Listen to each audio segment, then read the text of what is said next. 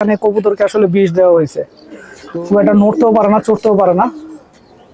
এই যে দেখেন একা একাই কাঁপতেছে কিভাবে, দেখছেন? কিন্তু এই কবুতরগুলাকে আসলে প্রথমে আমরা বিষ খাওয়ানোর পরে আমরা যে কাজটা করছি, আর এই কবুতরটা মোটামুটি একটা স্টেবল কন্ডিশনে আইসা পড়ছে। কিন্তু এই যে মাদিটা দেখতেছেন আপনারা, এই মাদি কবুতরটা আসলে কতটুকু আমরা আসলে সুস্থ করতে পারবো কি পারবো না, আদৌ হবে কি হবে না, এই ব্যাপারটা নিয়ে এখন আমরা চিন্তিত। দর্শকবৃন্দ, আপনাদেরকে জাস্ট একটা কথাই বলবো, সেটা হচ্ছে যে আপনাদের যদি কারো উপরে রাগ থাকে, কারো উপরে কষ্ট থাকে, তো সেই কষ্টটা কখনোই আপনারা এই অবলা আসলে কবুতরের উপরে তুলবেন না। আসসালামু আলাইকুম দর্শকবৃন্দ, কি অবস্থা সবার, কেমন আছেন আপনারা? আপনাদের সবাইকে আমাদের নতুন একটা ভিডিওতে স্বাগতম। দর্শকবৃন্দ, এখন আমরা আসছি আসলে একটা লফটে। এই লফটে আসলে মর্মান্তিক একটা ঘটনা ঘটে গেছে। তো যে ঘটনাটা ঘটছে সেটা হচ্ছে যে এইখানে কবুতরকে আসলে বিষ দেওয়া হয়েছে। তো এই বিষের কারণে, বিষ খাওয়া দেওয়ার পরে কবুতরগুলোর কি অবস্থা সেটা দেরি না করে আগে আপনাদেরকে দেখাই আসেন। এই যে দর্শকবৃন্দ, এখানে দুইটা কবুতর দেখতেছেন, এই দুইটা কবুতর আসলে বিষ খাওয়ার পরে এই অবস্থা, নড়তেও পারতেছে না, চড়তেও পারতেছে না। তবে এদের এই কবুতর এর আগেই কিন্তু আরেকটা কবুতর সাথে সাথেই মারা গেছে। তো ওই কবুতরটাকে আসলে আমরা আইসা পাই নাই, ওটা আসলে কবুতরটা মারা যাওয়ার পরে কবুতরটা ফেলে দিছে। আর এই দুইটা কবুতরের আসলে আমরা বিশেষ একটা ট্রিটমেন্ট করার কারণে এখনো বেঁচে আছে। হ্যাঁ, আর বিষ খাওয়ার পরে আসলে কবুতরগুলোর কি অবস্থা হয়েছিল সেটাও আপনাদেরকে আমি দেখাবো। এই যে দেখেন একটা কবুতর, এই কবুতরটা একটা চিলা কবুতর, এই কবুতরটা এখনো মোটামুটি সুস্থ আছে বলা যায়। আর আরেকটা কবুতর আমি দেখাইতেছি দর্শকবৃন্দ, এই যে কবুতরটার অবস্থা দেখেন আপনারা, কবুতরটা ঠিক মতো দাঁড়াইতে পারে না, খুব একটা নড়তেও পারে না, চড়তেও পারে না। এই যে দেখেন একা একাই কাঁপতেছে কিভাবে, দেখছেন? ও মন হইতেছে ও সবসময় ভয় পাইতেছে, আর পায়ের স্টেপ ঠিক নাই, মাথাটা যে নড়াইতেছে অ্যাবনর্মালের মতো মাথা নড়াইতেছে, দেখছেন? কি দেখে যেন ভয় পাইতেছে এমন একটা বিষয় হয়ে আছে ওর মধ্যে।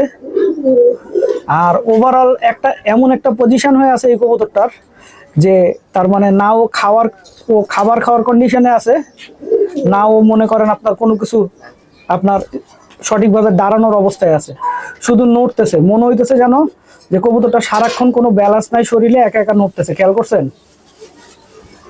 এই হচ্ছে কবুতরটা।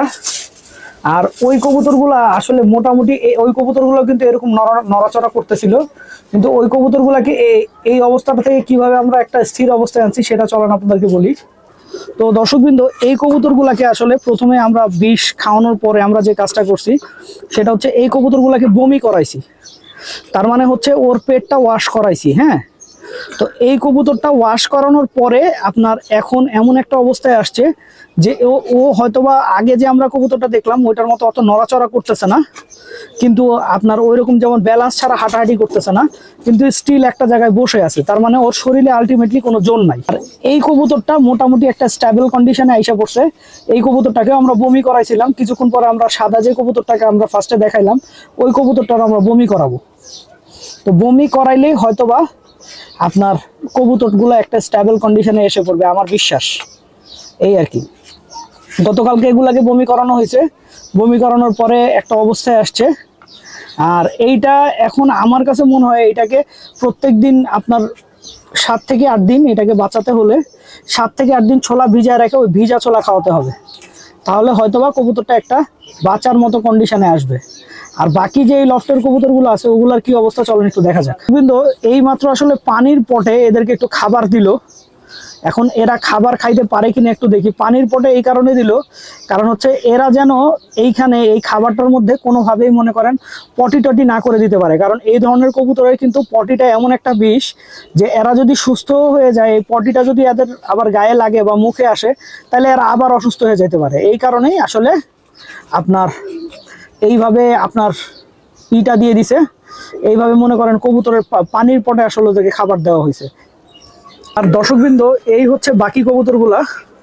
তো বাকি কবুতরগুলাকে আমরা যে কাজটা করছিলাম সেটা হচ্ছে এপিটাইজার, 1 লিটার পানিতে আপনার প্রায় 10 গ্রামের মতো এপিটাইজার দিছিলাম, আর তার সাথে আসলে আমরা স্যালাইন দিছিলাম, স্যালাইন দিয়ে কালকে খাওয়াইছিলাম।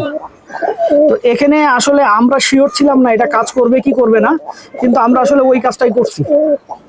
তো ওই কাজটা করার পরে আলহামদুলিল্লাহ বাকি কবুতরগুলো একটা অবস্থায় আসছে। আমার কাছে মনে হয়েছে যে এই কবুতরগুলোকে যেই আসলে যেই ধরনের বা যেই টাইপের বিষটা দেওয়া হয়েছিল সবগুলা কবুতর আসলে খুব একটা বেশি খায় নাই। হয়তো আপনার যে জিনিসের সাথে বা যে খাবারের সাথে বিষ মিশিয়ে দেওয়া হয়েছিল, কিছু কবুতর খাইছে, কিছু কবুতর ওইটা খায় নাই।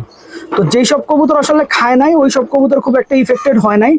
তারপরেও আসলে আমি এপিটাইজার দিয়ে দিছি, কারণ হচ্ছে যে যেন জিনিসটা হজম হয়ে যাওয়ার, যেগুলার আসলে অল্প খাইছে এগুলার যেন এটা হজম হয়ে যায়। এবং আমরা যা ভাবছিলাম সেটাই হয়েছে আলহামদুলিল্লাহ। আমরা ওই স্যালাইন আর আপনার মনে করেন এই এপিটাইজার দেওয়ার পরে আলহামদুলিল্লাহ কবুতরগুলো মোটামুটি একটা অবস্থায় এসে পড়ছে।